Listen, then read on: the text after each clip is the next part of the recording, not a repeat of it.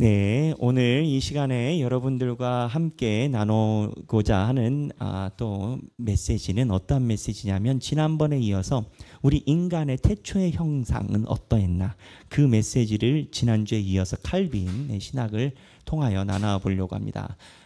지난주에 나눴던 내용을 이제 우리가 생각을 한다면, 우리가 하나님의 형상을 닮아간다, 무언가 하나님의 모습을 닮아간다 할 때 그 형상이 뭐냐? 그 목표가 있어야 거기에 갈 것 아니겠습니까? 만약에 영어에서 비동사가 시험에 나온다면 비동사 공부를 열심히 해야 그 목표에 가는 거 아니겠습니까? 그래서 태초에 우리가 하나님께서 만드신 하나님의 형상의 모형이 어디냐라고 거슬러 올라가면 별 수 없이 선악과 따먹기 전으로 나온단 말이죠. 그래서 선악과 따먹기 전 인간의 상태, 어떠한 상태냐? 하나님과 어떠한 교류가 있는지, 하나님과의 교류를 하고 있는 인간의 상태를 우리가 보고, 우리의 상태를 그 상태, 오리지널 인간의 모습, 그 모습에다가 딱 맞춰가기 위해서 태초의 인간의 모습을 봐야 됩니다. 그래서 이 신학자들이 인간의 태초의 상태, 그 태초의 상태를 묵상하고 연구하는 이유는 괜히 인간에 대해서 진화론적으로 이렇게 생각하고 머리에 사고를 늘리려고 하는 게 아니라, 그거를 우리가 회복해야 우리가 이 땅에서 살아가면서 하나님이 원하시는 모습으로 살아갔다, 이렇게 할 수가 있거든요. 그러니까 이 목표상이 참 중요해요. 저희가 예전에 공부한 책이 있죠. 습관이 영성이다. 그거를 호남신학대학교 저희 수강하시는 전도사님들에게도 읽어보라고 하고 있어요. 근데 얘기가 다 동일해요. 생각보다 어렵다. 생각보다 어렵고 한 번 읽어서 이해가 한 번에 오지 않았다. 그 다음에 이제 발제하는 전도사님들 얘기가 생각보다 어려웠는데 책이 나중에 이해가 되고 너무 좋은 책이다라고 생각이 들었다. 그 얘기를 해요. 근데 거기에서 나오는 비유 중에 뭐냐면, 여러분 다 기억나시겠지만 타이타닉의 나침판 있지 않습니까? 타이타닉호가 침몰하게 된 게 그 나침판의 자북이 살짝 틀어졌는데 그거를 수정을 안 해가지고 본 궤도에서 어긋나서 빙산 있는 데로 간 거 아니겠습니까? 근데 이제 영화에 보면은 그 사람들이 이 배에 대해서 자신감이 너무 커요. 타이타닉 여러분 보셨죠? 가물가물 하시겠지만 제가 볼 때는 여기서 타이타닉 모른다 할 세대는 없는 것 같아. 20대나 가면 모를까? 다들 타이타닉 아실 세대인데, 이 타이타닉에 보면은 처음에 이 배가 세계적으로 가장 튼튼하게 가장 크게 지어졌거든요. 그 당시에. 그러니까 이 배에 대한 자신감이 있는 건 거야. 선장도. 그래서 일부 선원들이 뭐가 오차가 있습니다 올라오는데 그 선장이 그렇게 얘기를 하죠. 이 배는 괜찮다. 변수가 있어도 견딜만하다. 이러한 위치로 이제 살아가죠. 근데 이제 그 습관의 영성이다에서 이야기를 한 게, 우리가 바라보고 있는 신앙의 상이 텔로스라고 얘기를 하는 목적이 정확해야 우리가 그곳에 가는데, 이게 살짝 틀어지면 나중에는 걷잡을 수 없이 커진다라는 거 아니겠어요? 그래서 신앙도 우리가 어떠한 모습을 바라보고 신앙생활하는지가 굉장히 커요. 각 교회에 가보면 목회자들은 다 이제 비슷할 수 있겠습니다만, 교회별로 항존직들, 특히 교인들에게 사랑받고 존경을 받는 평신도 지도자분들이 있긴 해요. 있어요, 어느 교회나. 근데 그 교회별로 어떠한 성향과 어떠한 색깔의 성도가 교인들에게 덕망과 사랑을 받는지가 그 교회의 색깔을 결정해요. 무슨 얘기냐? 실컷 세상적인 거, 세상적인 명예로 가득 차서 교회 와서 펑펑펑 거리는 사람을 교회에서 존경하고 사랑하는 교회는 시간이 걸릴 뿐 나중에 그 밑에 있는 젊은 세대도 똑같이 그렇게 됩니다.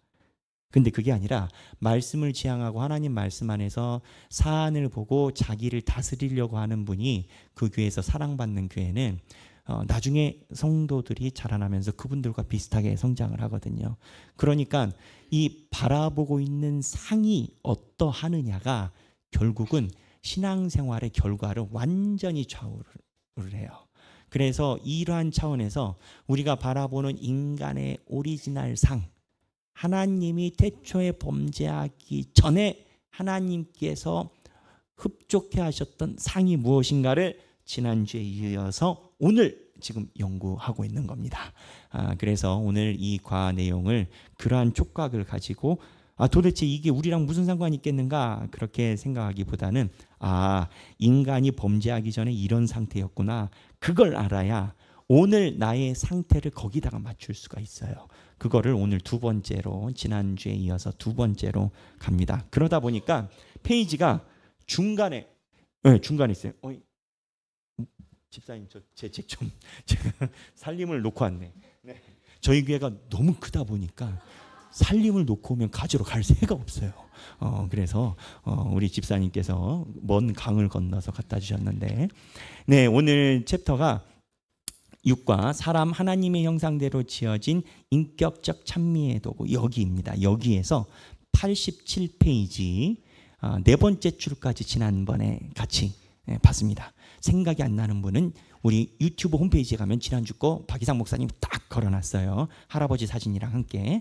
자, 그 다음에 이렇듯 여기서부터 우리 오늘 고은혜 집사님께서 아름다운 목소리로 낭독해 주시겠습니다.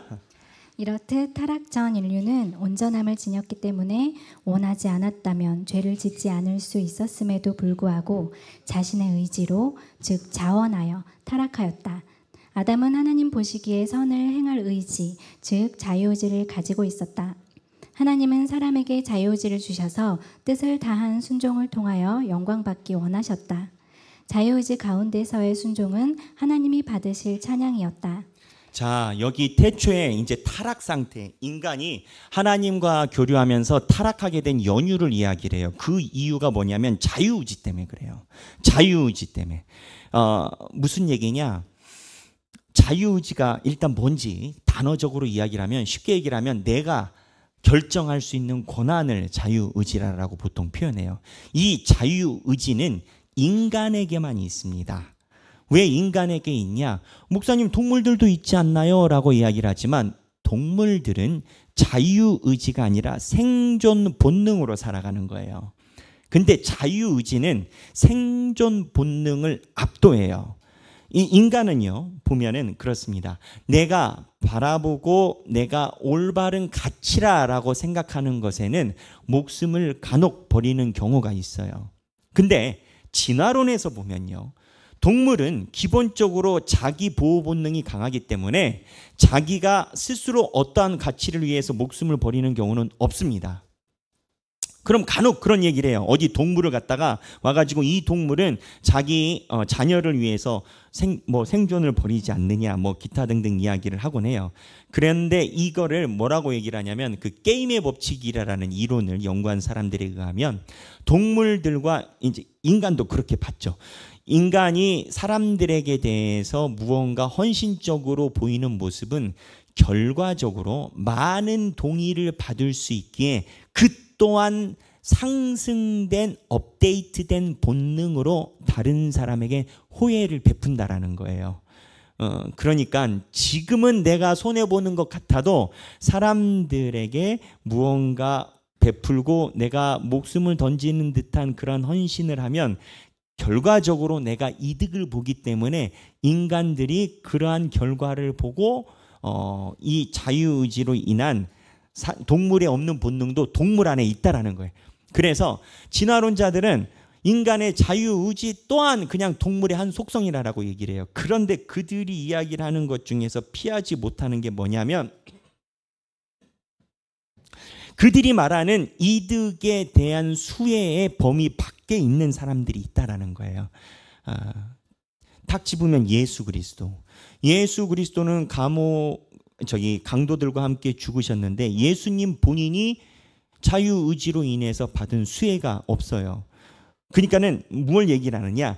인간만 자유의지가 있고 이 인간의 자유의지는 자기의 본능을 거스려서 다른 것을 할 수가 있다고요. 제가 한 예로 재미있는 그 영상 하나를 봤어요. 예수 그리스도가 십자가에 돌아가셨을 때 무덤에서 그 예수님의 시체가 사라졌잖아요. 이걸 역설적으로 논증한 외국 사람들의 그 연극 하나를 봤어요.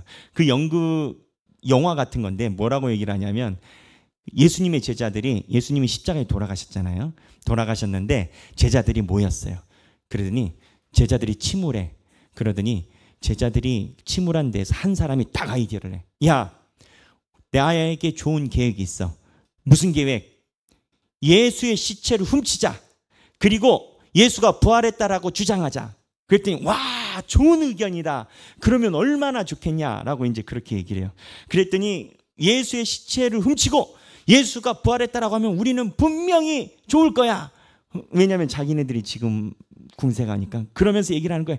자, 그리고 예수가 부활했다라고 하고 우리가 모두 그 사람들이 인정하는 사이에서 우리가 모든 것을 다 잃어버리게 될 거야. 그리고 우리가 모든 것을 다 잃어버리고 결국 우리도 예수처럼 죽을 거야. 그랬더니 아무 생각 없이 와, 그런 건 거예요.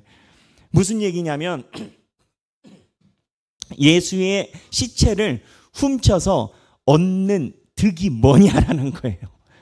만약에 예수의 시체를 훔치는 게 논리적으로 그게 이론이 맞는다면 예수의 제자들의 여정이, 자, 예수의 시체를 훔쳤다 해요.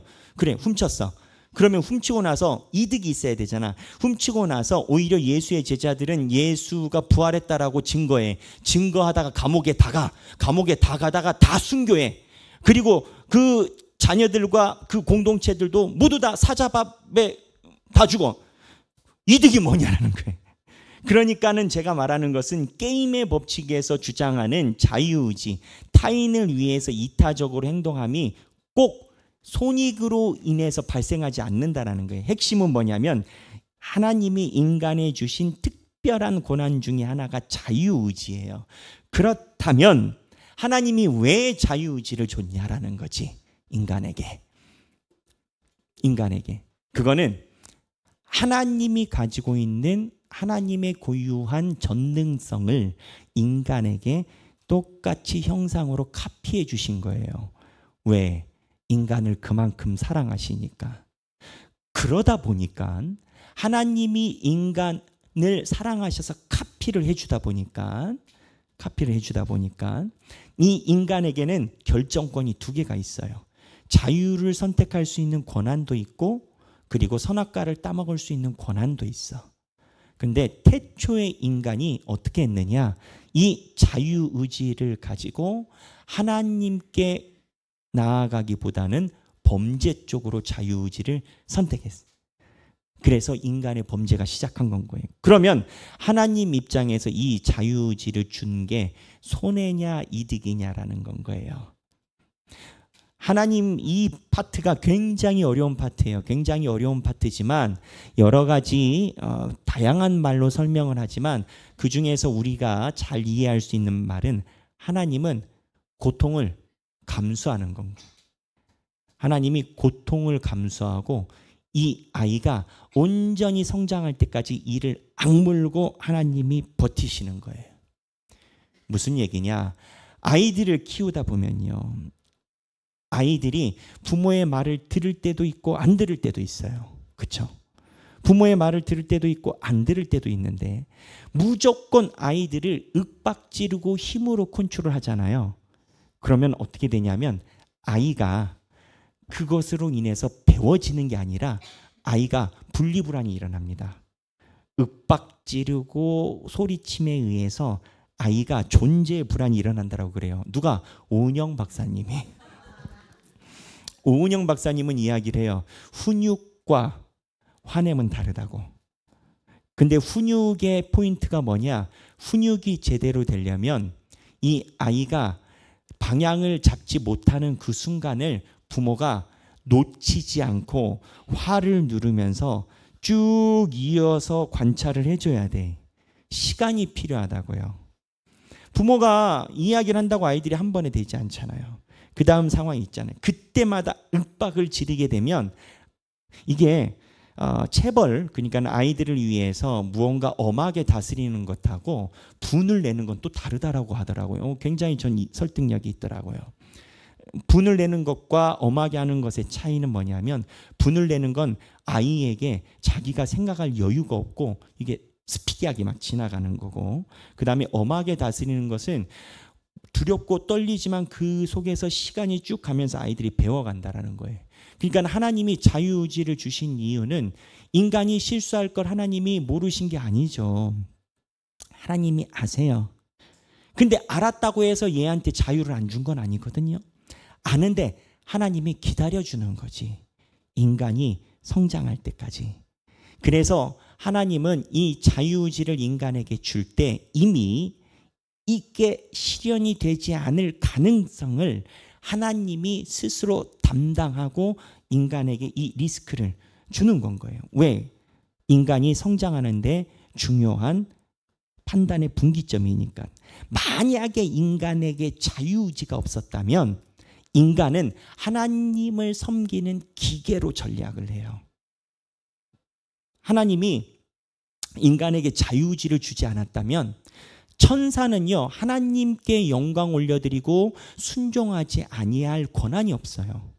천사는 하나님이 만든 영매인데 인간과 다르게 천사에게는, 이제 천사론에서는 또 카톨릭에서는 다르지만 이 천사론 쪽에서는 천사에게는 부분 자유의지 비슷한 걸 줬지만 완벽한 자유의지가 아니라라고 보고 인간에겐 100% 자유의지를 줬어요. 그러니까 하나님이 인간이 범죄할 수도 있고 범죄 안 할 수도 있는 기회를 준 거예요. 그 이유가 뭐냐? 하나님이 인간을 사랑하셔서 하나님이 가지고 있는 전능성을 비슷하게 DNA가 유전되기 원하셨으니까 인간만 그걸 가지고 있어요. 그래서 우리에게는 두 가지 권한이 같이 있는 거예요. 하나님의 말씀을 들어서 김용희 선교사님처럼 요한복음 3장 18절 한 말씀 가지고 자기 인생이 통째로 바뀌어 버리든지 20대째 예수 그리스도를 믿는 시드기야처럼 성경 말씀과 예언에 능통해도 하나님의 말씀이 귓등으로 하나도 얹히지 않던지 그 이 두 가지가 다 자유의지 안에 있어요. 그래서 인간이 가지고 있는 태초의 자유의지를 하나님이 순종으로 영광을 받기 원하셨으나 아담이 실패한 건 거예요. 그걸 이야기를 한 거고 그 다음에 하나님이 사람에게 읽어주시죠. 하나님이 사람에게 생기를 불어넣으심으로 생명이 되게 하신 것은 생기 있는 자마다 여호와를 찬미토록 하기 위함이셨다. 하나님은 인류에게 자신의 형상을 주셔서 그들의 순종을 통해 영광 받기를 원하셨다. 사람은 하나님의 영광을 비추는 거울로 지음받았다. 그 거울은 지식, 거룩, 의, 경건과 같은 영혼의 내적인 선을 마땅히 비추어야 했다. 다만 하나님이 아담에게 인내의 힘을 끝까지 주셔서 그를 붙드시지 않으신 것은 오직 그분의 계획 속에 비밀로 감추어져 있다. 자, 그러니까 태초에 아담에게 주셨던 건 하나님이 영혼의 내적인 선을 마땅히 비출 능력을 주셨다라는 거예요. 이게 무슨 내용이냐? 인간은요, 두 가지를 바라볼 수 있는 힘이 있어요. 선한 거를 바라볼 수 있는 힘이 있어. 근데 악을 바라볼 수 있는 힘도 있어. 욕이 있잖아요. 욕을 배울 수 있는 힘도 있고 욕을 배우지 않을 수 있는 힘도 있어요. 저는 이제 초등학교 때 저는 기억이 나요. 저는 그게 욕인지 몰랐어. 욕인지 모르고 초등학교 2학년 때 아이들이 놀면서 하는 것을 집에 가서 이제 했죠. 그리고 어머니가 그걸 욕으로 하셨죠. 그날 아직도 기억날 정도로 엄청 두들겨 맞았어요. 무지하게 두들겨 맞았어요, 어머니한테. 그리고 나서는 군대 가서도 어떤 일이 있어도 욕이 안 나와. 그러니까 이제 제어가 되는 그런 나의 경험이 되는 건 거죠. 그런데 이제 이렇게 인간은요, 욕을 할 수도 있고 욕을 제어할 수도 있는 능력이 있어요. 근데 희한한 건 분명히 욕을 하는 것은 누가 가르쳐주지 않았는데 그 상황에서 내가 배워서 자연스럽게 나왔거든요. 근데 이 욕을 제어하는 것은 두들겨 맞고 난 다음에 제어가 된 거예요. 물론 반항하고 그런 건 아니겠지만, 그래서 여기서 제가 제 스스로의 삶을 지나놓고 봤을 때 느끼는 게, 악은 안 가르쳐줘도 배우는구나. 근데 그것도 맞아. 악을 가르쳐주는 사람이 어디 있어? 그냥 소위 어울리다 보니까 흡수된다라고 하지, 그거를 체계적으로 악의 신학 1장 악이란 무엇인가, 2장 악의 길, 이렇게 배우는 사람이 어디 있어? 근데 희한하게 선은 배워야 돼. 선은 배워야 돼. 근데 왜 배워야 되냐고요. 태초의 인간은 선도요, 배우지 않아도 본능적으로 이거를 탐지할 능력이 있었어요. 그런데 선악과를 따먹고 난 후에 선을 자연스럽게 익힐 수 있는 능력이 이게 전적으로 손상이 된 건 거예요. 칼빈의 견해는 그래요. 그래서 여기에서 나온 것처럼 영혼의 내적인 선을 마땅히 비추어야 했다. 근데 앞에 보면 칼빈이 마땅히 비추지 못했기 때문에 인간이 범죄했다라고 하거든요. 근데 그 다음에 나오는 얘기인 거예요. 뭐냐면 하나님이 이 범죄에서 선의 능력을 상실한 인간을 어떻게 두시느냐라는 거예요. 이거를 큰 그림으로 섭리라라고 표현합니다. 섭리. 그러니까 섭리라라는 것이 무엇이냐? 쉽게 얘기를 하면 인간이 자기의 범죄를 잘 해가지고 악으로 치달아서 하나님 앞에서 독립이 된 것으로 여겼어요. 인간이 악을 갖게 된 이유는 내가 자유롭고 싶어서 그런 거예요. 인간 입장에선. 뱀이 꼬셨거든요. 눈이 밝아질 거라고. 하나님과 같이 될 거라고. 그러니까는 뭔가 하나님 안에서 있는 것 같은 느낌이 자유롭지 않다라고 느낀 건 거예요. 그러니까 탕자같이 인간이 나간 건 거예요. 그래서 자연스럽게 흠뻑 자유를 느끼며 살아요. 자유를 느끼면서 무언가 이렇게 등한시하고 살아가는데 결국은 어떻게 되느냐? 인간이 자유를 마음껏 느끼면서 살다 보니까 악으로 치닫게 되고 악의 끝으로 가다 보니까 인간이 무엇을 알게 되느냐? 아, 이 악이 내 손에서 통제가 안 되는구나. 늪 같구나.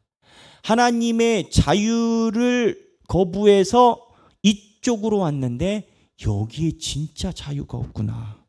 그래서 악에 치닫게 되면 상대적으로 하나님 속에 있을 때보다 더 자유가 없음을 악의 바닥을 쳤을 때 알게 돼요. 그래서 저희 교수님들이 매번 그렇게 했죠.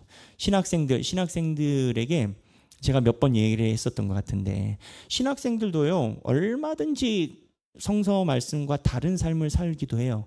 알고 듣고 서당계 3년이면 풍어를 읊는다고 세계적인 신학 기조에 의한 교수님들의 진보적이고 아직 급진적인 신학도 다 듣기 때문에 머리만 굵어져 얼마든지 그럴 수 있어요. 그러면은 하나님의 말씀을 읊조리지만 본인이 교회에서 하는 모습과 그 이면이 다르게 살아갈 수가 있거든요.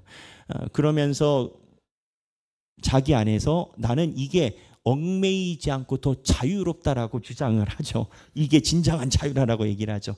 근데 교수님이 매번 했었던 얘기가 너희들이 하고 싶은 대로 끝까지 해봐라. 그러면 그곳에서 하나님의 은혜를 만나게 될 것이다. 이제 그 얘기를 해요. 무슨 얘기냐? 지금 이 구조에서 인간이 하나님께 자유롭고자 싶어서 밖으로 나왔는데 하나님의 섭리는 뭐냐면 인간이 정말 자유롭게 놔둬버리세요. 지 맘대로 하게끔 그냥 놔둬버려. 뭐 본인이 말씀을 어떻게 알아보든 안 알아보든 놔둬버려. 그러면 본인이 악의 패턴으로 이 삶을 정함으로 인해서 하나님이 손대지 않아도 그 메커니즘, 그 기술로 인해서 자기 안에서 문제가 많이 생겨. 이거는 다른 겁니다. 이게 요즘에 제가 날마다 정리하고 이 예레미야가 속으로 들어가면 생각하고 짚어야 되는 내용이 많아요. 철학적 신학적으로. 제가 지난주에 설교 그런 유사한 걸 하나 했는데 이 무슨 얘기냐면 인간이 자기가 원하는 패턴의 삶에 들어가서 그 패턴을 선택할 경우 인과 응보처럼 나오는 결과가 있습니다. 이거는 하나님의 벌이 아니에요. 자연스러운 건 거예요. 1 더하기 1은 2가 나오는 건 거예요. 제가 실제로 만났던 제가 교회에서 봤었던 학부모가 이런 학부모가 있어요. 어려서부터 아이를 너무 사랑해. 그리고 이 아이가 하나님의 은혜를 입기를 원해. 근데 좀 달라. 요셉처럼 국무총리를 원해. 그러니까는 교회에서 국무총리가 되는 방법을 안 알려줘. 그래서 교회는 최대한 빨리 예배를 드리고 아이를 학원에 보내. 그 다음에 교회에서 하는 모든 프로그램은 본인 생각에 최소치만 가져가고 안 보내. 근데 얘를 학원에 보내잖아요. 근데 얘를 학원에 보내고 공부를 하잖아요. 그래서 기도로 말씀으로 얘를 잘 보존하기를 원해. 근데 얘가 어느 날 학원에 끝나고 픽업하러 갔는데 담배 냄새가 나는 거야. 야, 너 왜 담배를 펴? 이제 난리가 난 건 거죠. 근데 알고 보니까는 얘가 공부를 잘하는 애인데 그 아이들이 공부하면서 스트레스가 너무 심하니까 탈선이 아니라 이 잠을 깨려면 담배를 피는 게 각성 효과가 있다는 소리 어디서 들어갔고 이거를 손을 댄 건 거예요. 그러니까 부모는 이제 충격에 빠진 거지. 그래 와서 이제 교회 와서 얘기를 해요. 뭐라고 얘기를 하냐면 주께서 내가 얼마나 주를 위해서 기도하고 11조도 하고 봉헌도 하고 주일날 애들 1시간가라도 예배를 드리는데 주여 이게 무슨 일입니까? 그러면 이제 목사는 말이 여기까지 나오지만 말을 못하지. 근데 우리 교회는 그런 성도가 없으니까 얘기를 할 수가 있죠. 뭐냐면 아이들은 자기가 노출되는 환경에서 친구를 사귀게 돼 있어요. 그건 당연지사 아니겠어요? 일주일에 1시간 오는 교회에서 친구를 사귀겠어요? 일주일에 6일 동안 있는 그곳에서 친구를 사귀겠어요? 이제 빈도수가 적어진단 말이죠. 더군다나 그 패턴 안에서 부모가 가장 중요하게 가치를 여기는 것이 아이가 금방 알아요. 부모가 진짜 나를 신앙인으로서 원하는 건지 무언가 요셉처럼 국무총리를 원하는 건지 아이들은 금방 알아. 그러니까 그 부모가 원하는 대로 그 패턴에 들어갔을 때 거기에서 나타나는 자연스러운 건 거예요. 1 더하기 1은 2가 나오는 그 결과가 따라 나오게 되어 있어요. 그런데 똑같은 부모여도 이런 건 거죠. 야, 너 오늘 고3인데 오늘 주일인데 내일이 중요한 시험이에요. 근데 학교에서 선생님이 얘는 공부를 잘하니까 내신 관리해야 되니까 오늘 공부해야 되니까 부모님 학교에서 공부할 수 있도록 교회 가면 안 됩니다. 그럼 어떻게 해요? 아닙니다. 이거 내 새끼 아닙니다. 하나님 자녀입니다. 공부 점수 안 나와도 좋으니까 이게 예배 드려야 돼. 그러고 부모님이 데리고 온 부모가 있다라고 해봐요.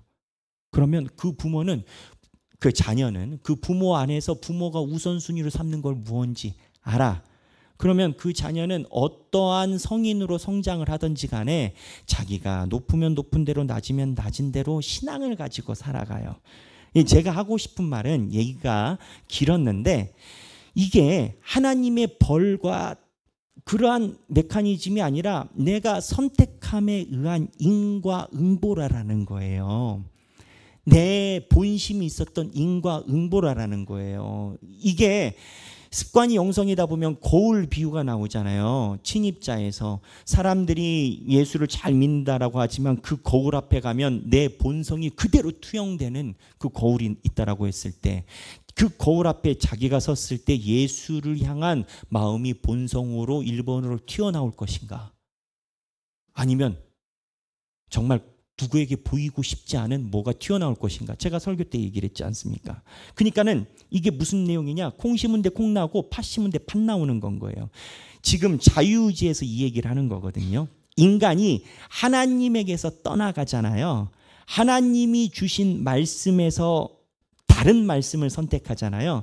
하나님이 벌을 내리는 게 아니에요. 지금 이 자유의지 각도에서는 하나님을 떠나갔으니까 거기에서 나온 열매를 자기가 먹는 거예요. 자기가 먹는 거예요.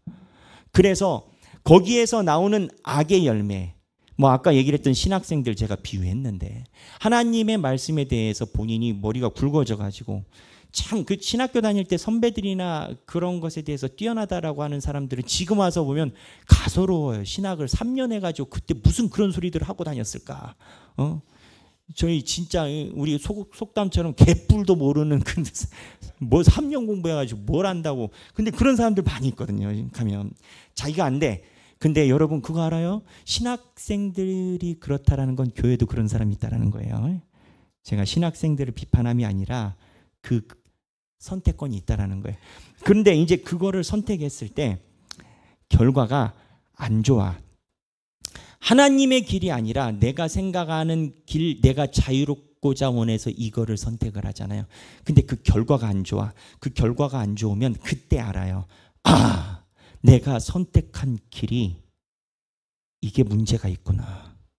근데 알면서 자기에게 좌절이 와요. 온 길이 너무 길어.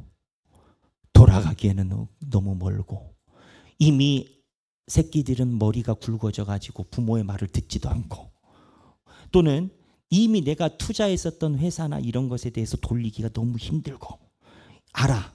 그러면 그때 알아요. 내가 뿌린 씨를 하나도 내가 통제할 수가 없구나.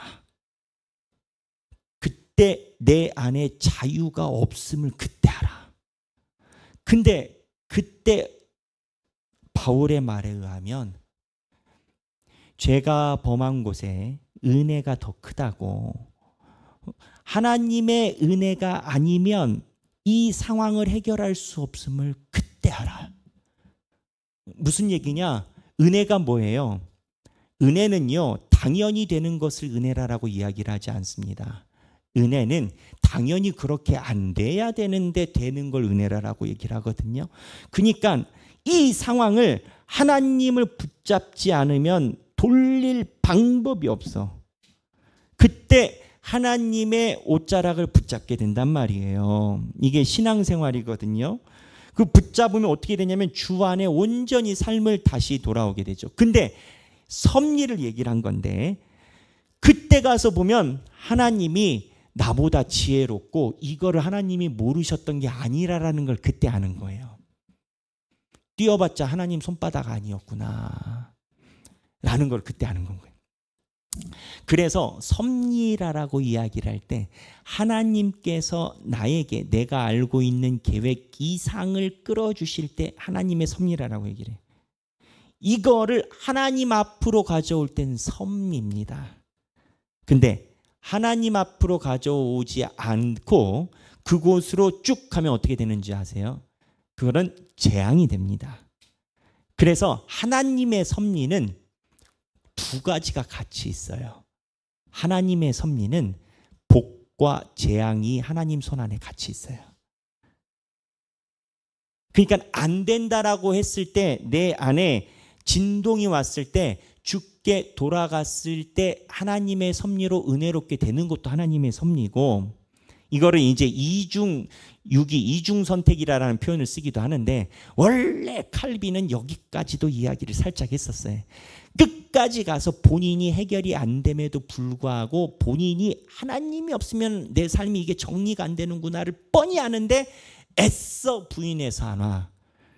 그러면 애써 부인해서 안 오는 걸 하나님이 허락하셨다라고 얘기를 해요. 그 대표적인 예가 누구냐? 바로 왕이에요. 이집트에 있는 바로.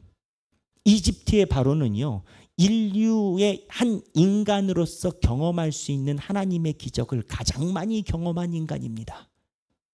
최전방에서. 그리고 때로는 본인이 주 앞에 잘못했다라고 얘기도 해요. 뒤집어서 그랬지.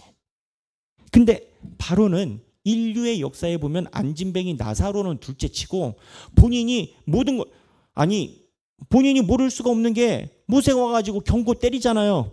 경고하고 그게 일어나잖아. 그걸 10번이나 했으니 이 바로는 하나님이라는 분에 대해서 섭리에 대해서 부인할 수가 없는 건 거예요. 근데 하나님의 존재에 대해서 마지막에 끝까지 안 되는구나를 알았는데 그럼에도 바닥으로 날아간 케이스. 그래서 하나님의 섭리가 결국 에덴 동산 얘기를 하는 건가요? 대처. 에덴 동산에서 하나님이 인간이 범죄했을 때 우리는 이해할 수 없으나 그 범죄가 하나님의 섭리 안에 들어가 있음을 우리는 안다. 이게 이제 창조에 있었던 인간론의 한 내용이에요. 여기 보면 인내의 힘을, 다만 하나님이 아담에게 인내의 힘을 끝까지 주셔서 그를 붙드시지 않으신 것은 안 붙들었으니까는 에덴 동산에서 선악과를 따먹었지. 그렇잖아요. 그러니까 오직 그분의 계획 속에 비밀로 감추어져 있다. 칼빈은 그냥 대놓고 얘기를 해요. 모른다. 하나님의 그 비밀은 우리는 모른다. 다만 하나님의 비밀은 우리를 위해서 선하다. 이렇게 얘기를 하는 건 거예요. 여기가 우리가 가지고 있는 인간의 삶의 여정에 그 단계 그대로 있어요, 여러분. 제가 얘기를 했었던 이 섭리를 설명하는 칼빈의 이 섭리가 여러분도 마찬가지. 지금 그렇잖아요. 지금 내가 예수를 잘 믿는 것 같아. 그리고 내가 모든 것이 완벽한 것 같고 내가 살짝 시간차는 있지만 그래도 잘 믿는 것 같아. 근데 이게 언제 나타나냐면요. 나중에 여기 뿌린 것에 대해서 싹이 올라올 때 알아요. 하나님이 굉장히 우리를 사랑하시기 때문에 우리가 뿌린 것에서 싹이 올라오는 걸 보게 하세요. 어느 파트가 되든지 간에. 그때 지혜가 있는 자는 주여 이것이 내가 내 소견에 오른 대로 하였으나 주께 있사옵나이다 하고 이제 상승 치는 거고, 안 되는 자는 바로의 10개처럼 1단계 보고 모르면 우리 하나님도 절대 포기하지 않으십니다. 2단계 싹 포기하고 또 절대 포기하지 않아요. 3단계, 4단계, 5단계, 6단계 쭉 가세요. 그리고 하나님이 선택한 사람은 절대 죽을 때까지 포기하지 않아요. 이게 칼빈의 논지예요. 그래서 심한 경우는 그 호흡기 끼고 이렇게 그 마지막 가사 상태에서 세례받는 경우도 있었어요. 제 경험이 교회를 다닌다라고 했어요. 아버지가 교회를 다닌다라고 했어. 근데 자녀가 알아. 우리 아버지는 나일론이야. 자녀가 알아. 우리 아버지 평생 동안 하셨는데 나일론이야. 알아. 근데 복음에 대해서 얘기를 했는데 전혀 반응이 없어. 관심이 없어. 눈물로 기도했는데 부모님이 완고해. 근데 마지막에 제가 경험한 거예요. 임종하실 것 같다고 해서 갔거든요. 그랬더니 이제 자녀가 손을 잡고 있어. 그러더니 그때 얘기를 해요. 제가 이야기라는 거 우리 세례식에 있는 것처럼 명분으로 딱딱딱 말씀을 드려 주께서 우리의 구원자 되시고 이렇게 얘기를 해요. 그러면은 그때 마지막 순간에 말은 못하고 이렇게 손으로 이렇게 싹싹 이렇게 살짝 움직이세요. 그거를 가족은 분명하게 알아요. 그것도 신기해. 가족을 손잡고 있는 가족은 분명하게 알아. 그래서 그 가족 자녀가 손을 잡고 목사님, 아버지가 얘기를 하셨어요. 그렇게 얘기를 해요. 그리고 나서 마지막 기도를 하고 기도하고 나서 10분 안에 별세하시는 경우를 제가 경험을 한 적이 있어요. 그러니까는 제가 하고 싶은 얘기는 뭐냐면 하나님은 마지막 순간까지 절대 포기하지 않아요. 하나님의 섭리는 포기하지 않아. 다만 그러면 이제 이러면 자연스럽게 우리 제자반 할 때 질문이 나왔잖아요. 목사님 그러면 타이밍이 기가 막히게 잘 놀다가 죽기 전에 삐해갖고 가는 게 좋지 않느냐. 놀 거 놀고 세상에서 그 양자를 다 택할 수 있지 않느냐. 이제 좋아요. 근데 이 얘기에 대해서 요한계시록에 보면은 그 생각이 안 나오는 게 요한계시록은 분명히 성도의 상급이 엄청나게 차이가 있어요. 상급의 차이가 있어. 그래서 옛날에 부흥사님들 보면 뭐 본인들이 뭐 꿈을 꾸다가 이렇게 연상됐던 걸 많이 얘기를 하시는데 천국을 갔다라는 거예요. 비유로. 근데 자기가 갔는데 자기가 아는 사람은 벌거벗고 다니는데 막 그래서 아이고 민망해라. 근데 어떤 사람은 이제 집도 막 그랬다라는 거예요. 사실은 이거를 설명하기 위한 예화인 건 거죠. 그렇게 천국이 꼭 그렇게 현실처럼 접하겠어요. 그거와는 다르겠죠. 하지만 성경 말씀에 의하면 아니 우리가 십자가에 거꾸려 죽으신 베드로랑 똑같을 수는 없잖아요. 양심이 우리도 속이 있지. 우리가 믿는 거시기가 있는데 죽어서 갔는데 주님이 베드로랑 우리랑 같이 이렇게 하시면 우리 하나님이 공평한 줄 알았는데 이게 기준이 없으시네. 이제 우리도 시험이 들 거야. 우리도. 그래서 마지막에 삐하는 것과 우리가 젊었을 때 주님을 믿는 것의 차이가 뭐냐라고 하면 하나님께서 대하시는 것에 대한 성경의 기록이 있다. 이제 그렇게 얘기를 할 수가 있어요. 그래서 여기 보면 섭리, 지금 그분의 계획 속에 비밀로 감추어졌다. 이 얘기가 앞으로 하면서 몇 번 반복될 거예요. 왜냐하면 칼빈은 이게 없이는 설명이 어려워요. 자, 그 다음 읽을게요. 하나님은 사람을 자신의 형상에 따라 온전하게 짓기로 작정하셨으며 그렇게 하셨다.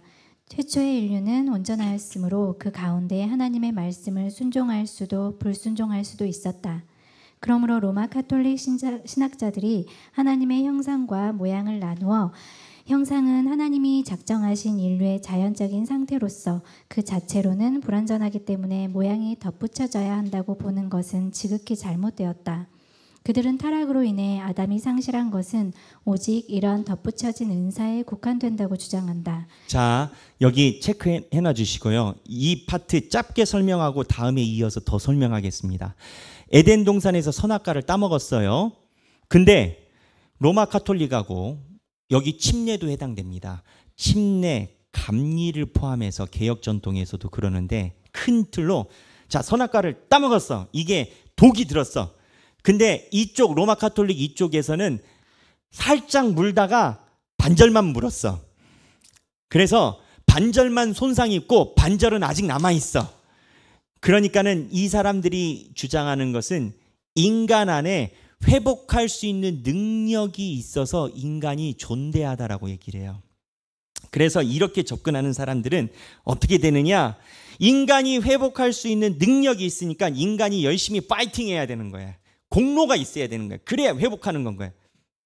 그래서 로마 카톨릭에서 면죄부나 이런 것이 나오는 게 이 땅에 있을 때 파이팅 하면은 인간이 오리지널 모습을 자꾸 많이 회복해 갈 수 있는 능력을 늘려가는 건 거예요. 이게 로마 카톨릭이랑 침례 감리 쪽에 가지고 있는 알미니안주의에 있는 그 생각들이에요. 근데 칼빈은 어떻게 되느냐? 아니야, 틀렸어요. 칼빈은 뭐냐? 야, 사과를 물으면 다 물었지, 먹다가 50% 절반만 물고 절반은 손상되고 그것도 힘들다. 독을 먹었으면 다 죽는 거지 절반 먹고 살아나고. 아니야. 칼빈은 확 물었는데 완전히 인간이 손상이 됐어요. 그 인간이 손상이 되면 어떻게 되느냐? 완전히 손상이 됐기 때문에 전적으로 하나님의 터치가 필요해. 그럼 이렇게 얘기를 하죠. 그러면 인간이 그 다음에 열심히 살아가는 건 문제가 그 의미가 없지 않느냐? 칼빈은 이렇게 얘기를 해요. 인간이 전적으로 손상돼서 하나님의 터치가 있으면 하나님의 터치의 열매로 나머지 성화의 과정들이 나타나. 그래서 칼빈의 입장에서는 이 터치가 이후에 열매로 나타나는 건 거예요. 우리 없는 게 아니라. 근데 로마 카톨릭이나 침례는 달라요. 열심히 노력해서 하나님의 터치에 간다라고 생각을 하는 건 거예요. 여기서 신앙적으로 갖고 있는 자세와 태도가 완전히 달라집니다. 이거를 원의 형상이라고 얘기를 하는데 자세한 건 다음 주에 이야기를 할게요. 근데 제가 볼 때는 그렇습니다. 제가 장로교 목사여서 이런 얘기를 하는 것은 아닙니다. 아니고 제가 로마 카톨릭이나 침례교나 이런 쪽에 있는 신학을 몇 개 좀 살펴보고 알미니아에 대한 것을 공부를 해보고 해볼 때 제가 볼 때는요. 인간은요. 절대 안 변해요. 사람이 변하면 죽을 때가 됐다라고 하잖아요. 인간은 절대 안 변해. 변한 것 같지만 안 변해. 근데 본인이 변했다라고 본인이 착각을 해요. 차이는 뭐냐? 본인이 변한 게 아니라 하나님의 사로잡음에 대한 강도의 차이가 있는 거예요. 그래서 저는 하나님께서 전적으로 우리를 휘감는 정도가 우리의 영적 생활을 좌우한다가 맞다라고 봐요. 칼빈이 맞다라는 거예요. 우리 안에서 우리가 노력해서 한 자락도 바뀌지 않아요. 바뀐 것 같이 자기 확신에 있는 확신범이 되지. 확신범 된다니까요. 내가 신앙에 뛰어난 것이라는 확신범이 된다니까요. 확신범들의 특징이 있어요. 누구 말도 안 들어요. 재판장 말도 안 들어. 판사 말도 안 들어. 목사님 말도 안 들어. 자기 확신이 있으니까. 이 확신범들의 특징은 하나님과의 직통이에요. 근데 하나님께 온전히 사로잡힌 사람들은 겸허해요. 그래서 본인이 바뀌지 않을 수 있을지 모르지만 하나님께서 사로잡음으로 인해서 열매가 달라. 그래서 제가 공부하고 신앙적으로 공동체를 바라봤을 때 느끼는 건 칼빈이 맞다. 인간은 전적으로 타락했고 하나님의 전적인 만지심이 있어야만 인간은 구원이 된다. 그리고 우리가 좋은 열매가 나오는 건 하나님을 만난 이후에 좋은 열매가 나온다. 그러니까 여기에도 확신범과 하나님의 은혜에 있는 사람들의 차이가 있어요. 뭘로 아냐? 열매로 알아요. 확신범들은 열매가 나온 듯 하지만 시간이 지나면 흔적이 없어요. 잠깐 그런다고. 양은 냄비처럼 뜨거울 때 후루룩 요란했다가 식으면은 언제 그랬냐는 듯이 쫙 빠진. 그래서 확신범과 하나님께 사로잡힌 자의 차이는 시간에서 거슬러 계속 드러나는 열매에 있다. 이게 아주 중요한 것 같아요. 김창옥 씨가 나와가지고 그 설명을 하더라고요. 식은 커피가 맛있대요. 그래서 아메리카노 먹는다라는 거야. 식은 커피가 왜 맛있냐? 커피가 뜨거울 때는 다른 맛과 이 화학적으로 블렌딩돼서 원두의 맛있는 맛을 고스란히 느끼는데 문제가 있대. 그래서 오히려 유명한 바리스타는 커피가 식고 난 후에 마셨을 때 맛이 분명히 분별되는 커피의 원자재를 최고로 친대요. 그 뜨거울 때는 섞여 있다라는 거예요. 근데 이제 확신범하고 성령의 은혜에 겸허히 전적으로 사로잡힌 자의 차이는 열매로 알고 열매를 보는 것의 일 조건은 목회적으로 볼 때는 뜨거운 게 빠질 때예요. 뜨거운 게 빠질 때. 열정이 빠질 때.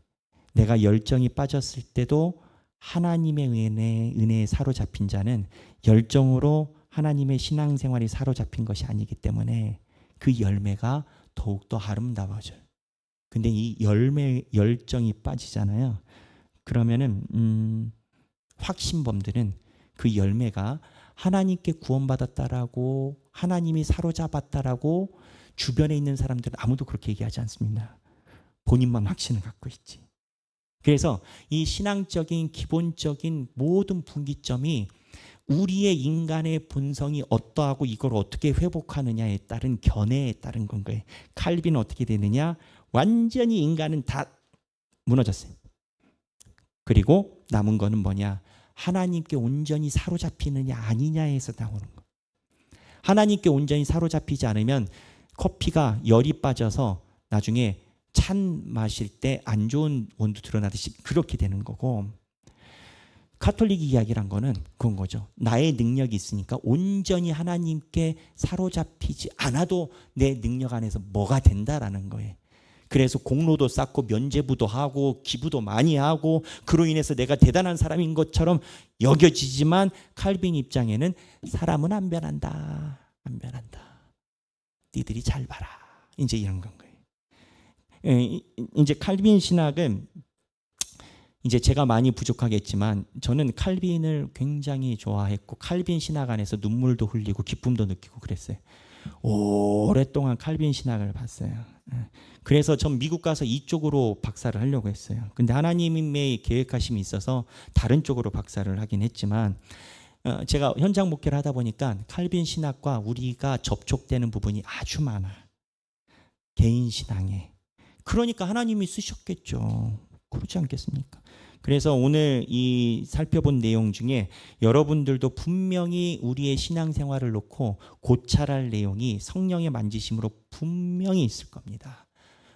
그 부분을 주 앞에 놓고 우리가 또 거기서부터 주님의 온전한 임재를 갈구하는 신앙이 되시기를 바랍니다. 네, 우리 이 시간에 잠깐 기도를 할게요. 예, 버스를 이용하셔야 되는 분들은 버스 이용으로 가셔야 되겠습니다. 오늘 좀 늦어져서 네, 피아노 잠깐 쳐주시고 오늘 칼빈에 대한 신학에 대해서 전체적인 그림의 여러 개를 제가 설명을 드렸습니다. 이제 학교 강의로 치자면 한 3시간짜리를 속성으로 얘기를 드린 건 거예요. 제가 여러분들께 특별한 어떠한 주제를 놓고 이야기를 드리지 않아도 이 안에서 성령님께서 우리 신앙을 두고 말씀하시고 인도하시는 바가 있으리라고 저는 믿습니다. 우리 잠깐 이 시간에 각자 눈을 감고 주여 나의 신앙을 확신 속에 거하는 확신범이 아니라 하나님의 은혜 속에 거하는 전적인 하나님의 은혜로 살아가는 우리가 되게 하여 주옵소서. 하나님, 나의 열매는 뜨거울 때 일어나는 열매와 차가울 때 일어나는 열매의 차이가 어떠합니까?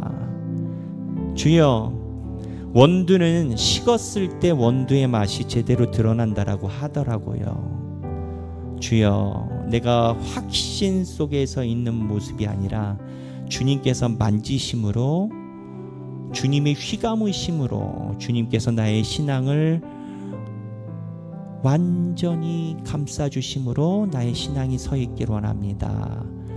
우리 각자의 신앙을 놓고 주께 기도하도록 하겠습니다. 개인적으로 기도하겠습니다. 하나님 아버지, 주여 나의 캐롤레스 주님, 주여 주님,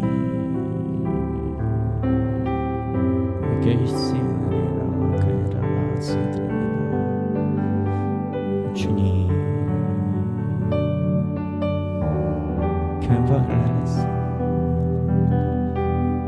아버지여,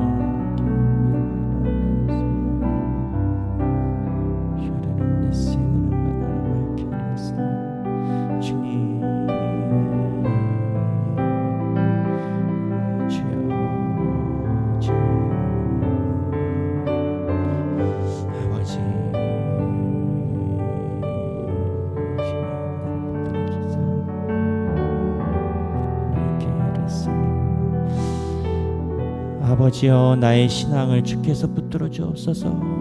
주님, 주님.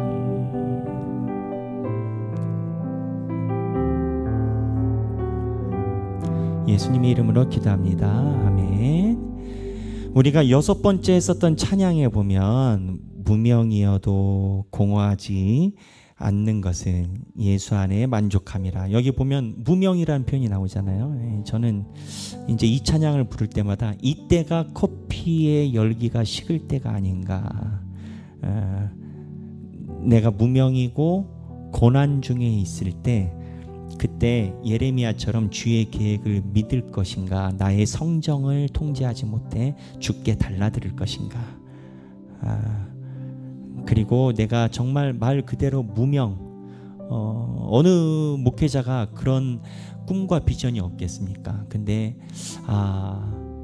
내가 인생이 이렇게 마무리되고 정말 빛도 없이 이름도 없이 이렇게 갔을 때 어떻게 될까?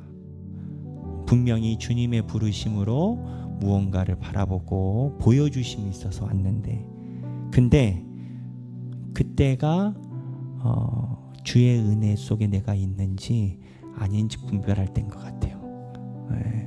하나님의 말씀으로 살아감이 나에게 충만한지 아닌지. 근데 우리 신앙생활이 다 그런 것 같습니다. 내가 뜨거울 때가 아니라 식었을 때 주 안에서 우리가 마음속에 뭐가 있는지. 그래서 예수의 충만함을 찬양하는 찬양인데, 우리 이 시간 다시 한번 찬양해 볼까요?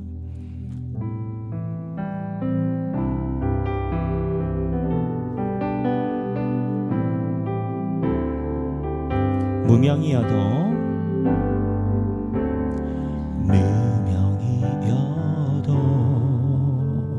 공허하지 않는 것은 예수 안에 난 만족함이라. 가난하여도 부족하지 않는 것은 예수 안에 오직 나는 부요함이라. 고난 중에도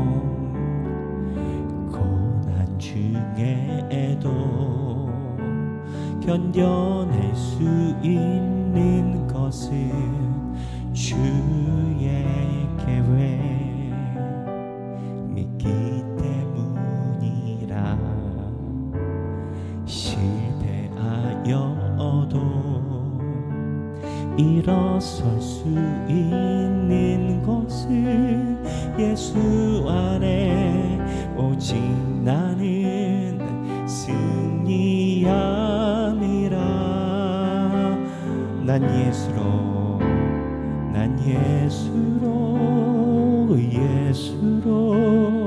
예수로 충만하네.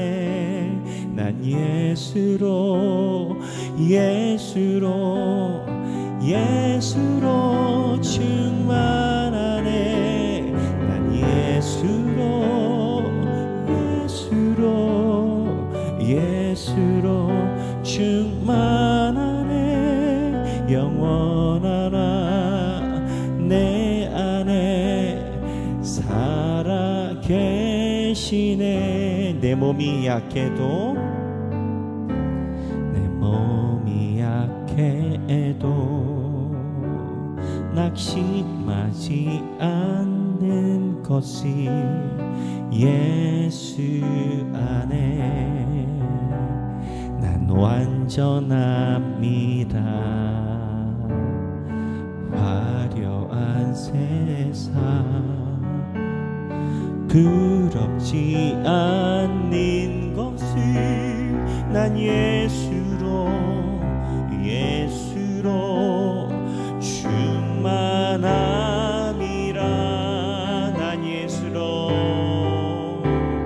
난 예수로 예수로 예수로 충만하네. 난 예수로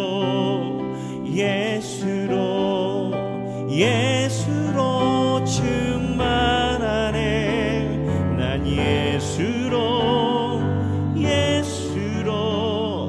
예수로 충만하네.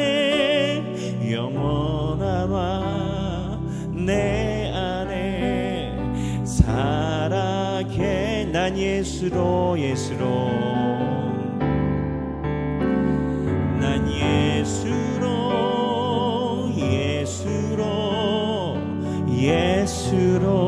충만하네.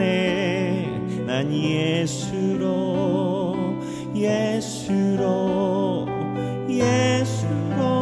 충만하네.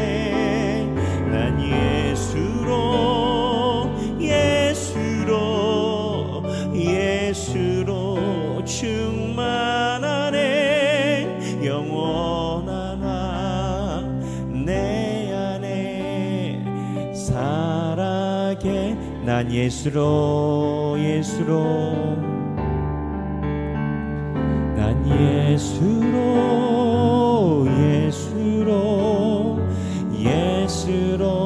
충만하네. 난 예수로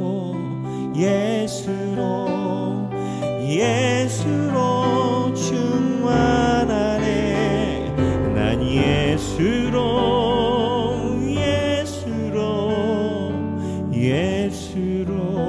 충만하네. 영원하나 내 안에 살아계. 우리 시간에 눈을 감고 한 번 더 기도하기로 합니다. 주여, 내 인생에 주님으로 내가 다 충만한 거 맞습니까? 내가 총리 요셉을 원하는 거 아닙니까? 아니라고 하는데 내 안에 정말 없는 거 맞습니까? 예수로 충만한 내 인생이 되게 하여 주옵소서. 신앙을 놓고 개인 기도하겠습니다. 기도하시겠습니다. 주여,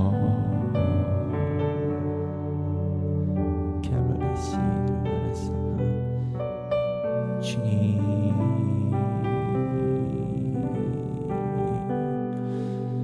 주여,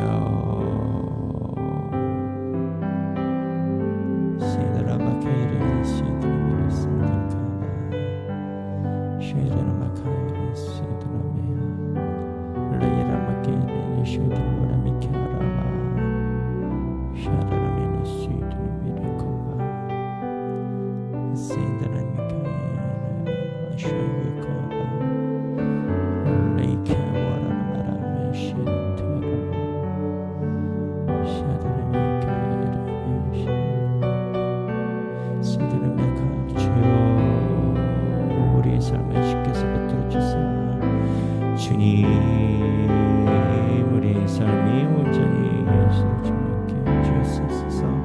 샤다다라미 칸다라는 세드라미 칸다라 샤다다라미 칸다라는 세스를 우리의 삶에 붙들어 주사 하나님의 은혜를 붙들어 주시고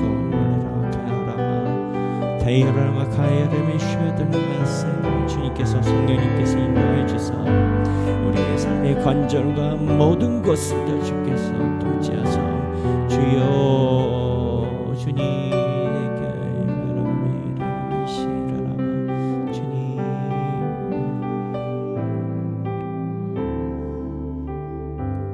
제가 기도하겠습니다. 하나님 아버지, 주님 주께서 우리를 태초에 창조하셨을 때 우리의 의지가 주님을 선택할 수 있도록 만드셨다라고 합니다. 근데 주님, 우리가 전적으로 타락했음을 고백합니다. 내 안에 원의 하나님의 의로움은 상실이 되었고, 그냥 우리가 신앙생활 잘해서 훈련받아서 신앙이 높아진 듯 하였으나 아버지여, 가보니 또 도루묵인 것 같습니다. 온전히 주님의 만지심과 주님의 은혜가 아니면 나의 모든 것이 회복이 될 수 없고, 아버지께서 이끄심이 없으면 내 안에 있는 신앙생활의 길을 잃을 것 같은 잃어버림을 주 앞에 고백합니다.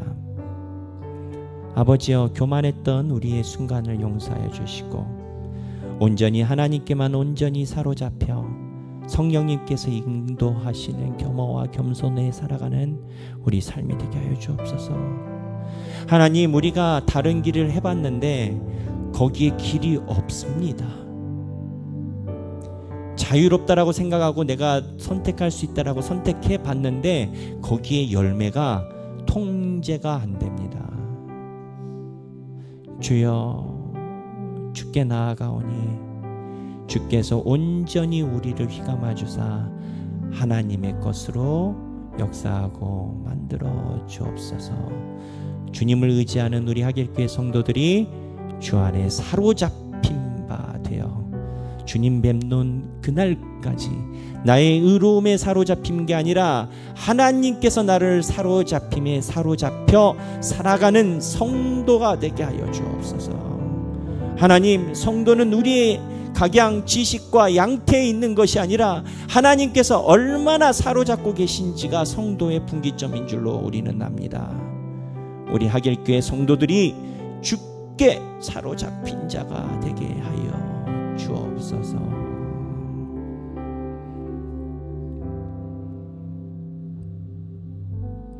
이제는 우리 주 예수 그리스도의 은혜와 하나님 아버지의 극진하신 사랑과 성령님의 감동감화 교통하심이 나의 있음을 없다라고 고백하고 내가 없기에 주님이 있으셔야 한다라고 고백하며 살아가기 원하는 사랑하는 모든 주님의 백성들 머리 위에 지금으로부터 영원토록 함께 계시길 성부와 성자와 성령의 이름으로 간절히 축원하옵나이다. 아멘.